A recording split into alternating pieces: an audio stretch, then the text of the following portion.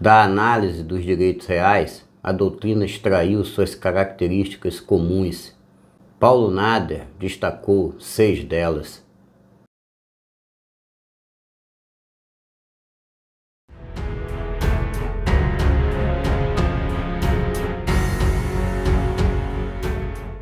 Caros amigos, diferentes autores vão tratar a questão das características de maneira diferente. Alguns autores vão citar 2 ou 3, outros autores vão citar outras tantas. Aqui nós vamos ficar com as 6 características destacadas por Paulo Nader. Então, vamos a elas. Primeira característica, tipicidade. Essa característica quer dizer o seguinte: não existe direito real fora do elenco do artigo 1225 do Código Civil, ou seja, não existe direito real sem previsão legal. Os direitos reais até podem estar previstos em outra lei, mas tem que ter previsão legal. E nesse momento, no ordenamento jurídico brasileiro, todos eles estão elencados no artigo 1225. Portanto, não se pode inventar direito real. Ele tem que ter previsão legal. A esse sistema dá-se o nome de números clausus. Princípio da publicidade. Esse princípio é muito interessante e todo mundo conhece através daquele famoso ditado que diz: só é dono quem registra. A publicidade é precisamente isso. Quando você tem um direito real, seja a propriedade ou seja um direito real sobre coisa alheia, você só consuma, você só efetiva esse direito com o registro no cartório de registro de imóvel. Todo direito real tem que ser registrado. Não existe direito real sem ser registrado. Direito real que não tem registro é posse. E posse não é propriedade, nem é direito real.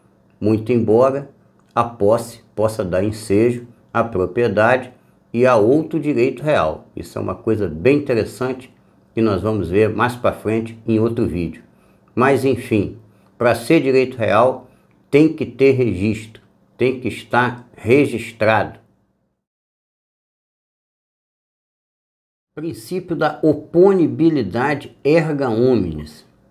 Esse princípio, apesar de ter esse nome em latim, ele é muito simples de ser entendido e ele é muito interessante, porque através desse princípio fica estabelecido que toda a sociedade tem que respeitar o direito real de quem o possui.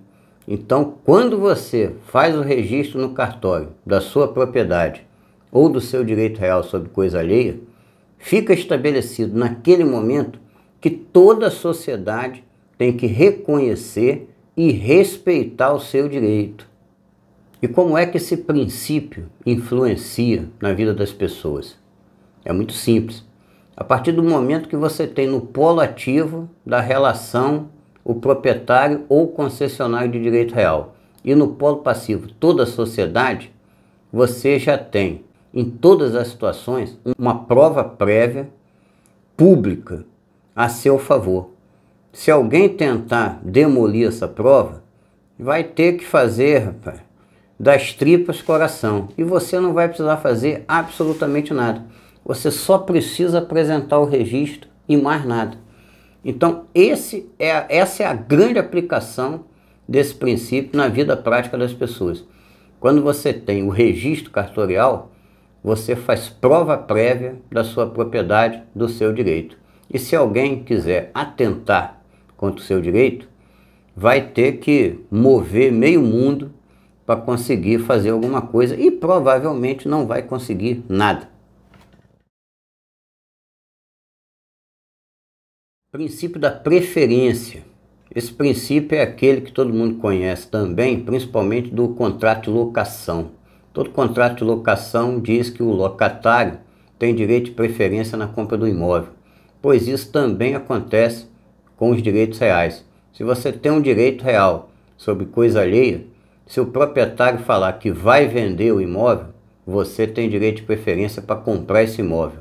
E, coisa muito curiosa, se o concessionário de direito real falar que vai vender a concessão dele, o proprietário do imóvel também tem preferência para comprar a própria concessão que ele deu.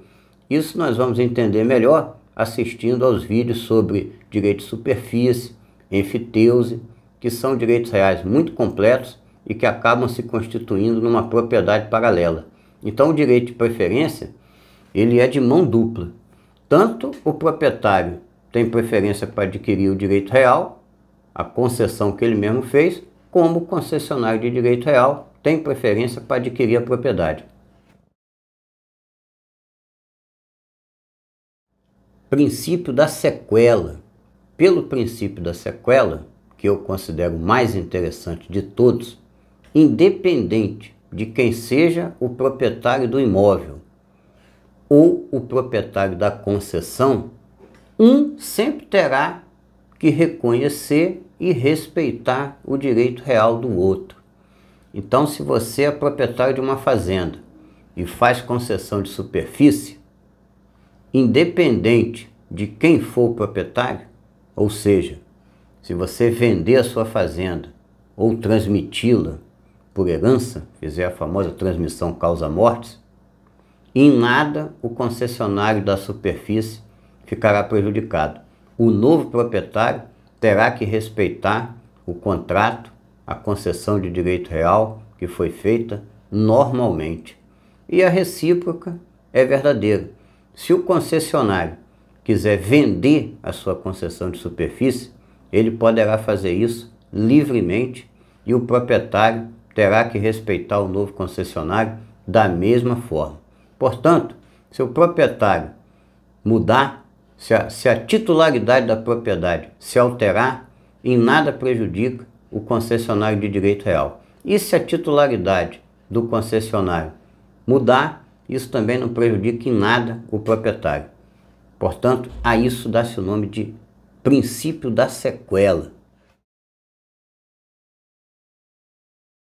Elasticidade e consolidação. Esse é o último princípio que nós vamos analisar aqui. E a elasticidade diz respeito aos poderes. Como a gente já viu aqui, a propriedade confere 4 poderes: usar, gozar, dispor e defender. Quando você cede um desses poderes, fazendo uma concessão de direito real, a gente tem aquela ideia de encolhimento. Então, por exemplo, vamos voltar à superfície. Você fez a concessão de superfície. Você cedeu o direito de usar e gozar. Portanto, seu direito encolheu. Quando você chega no final do prazo da concessão de superfície e ao extinguir a concessão, você recupera o direito de usar e gozar, você consolidou a propriedade novamente no seu nome. Então, primeiro você encolheu, depois a coisa volta ao normal com a consolidação. Então, isso chama-se princípio da elasticidade do direito real.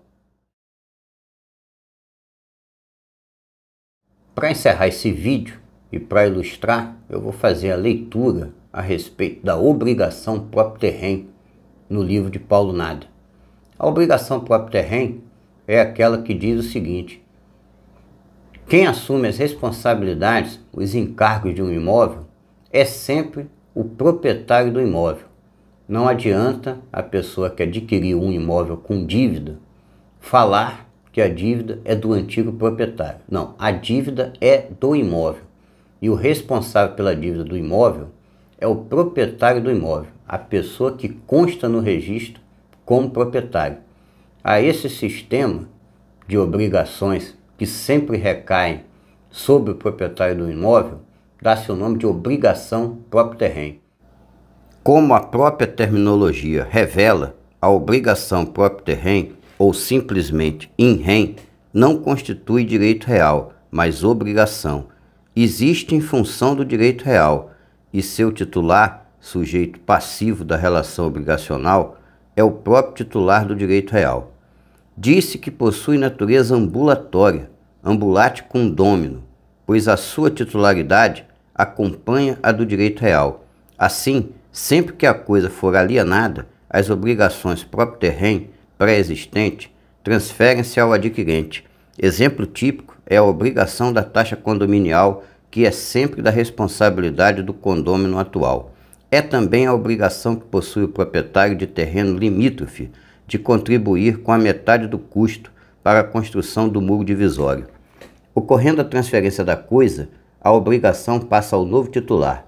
A obrigação próprio terreno, não importando a época de seu fato gerador, pertence ao atual titular do direito real. Eventual renúncia a um direito real teria o condão de liberar o renunciante da obrigação próprio terreno? Entendo que não, em face do princípio de que nenhuma obrigação pode ficar ao arbítrio exclusivo do devedor. Caros amigos, esse foi o vídeo Característica dos Direitos Reais, e o próximo da playlist Direito Real de Propriedade vai ser Aquisição da Propriedade. E o próximo vídeo, Direito Real sobre Coisa Alheia, vai ser um novo vídeo sobre o direito de superfície. Fiquem com a nossa vinheta. Caros amigos, obrigado por assistirem a esse vídeo. Acompanhem nossas playlists, participem, deixem sugestões, fiquem à vontade para tirar dúvidas. Considerem deixar o like, compartilhar, se inscrever no canal e ativar o sininho. Essas ações nos ajudam a levar a informação jurídica a mais e mais pessoas. Vamos juntos, forte abraço e fiquem com Deus.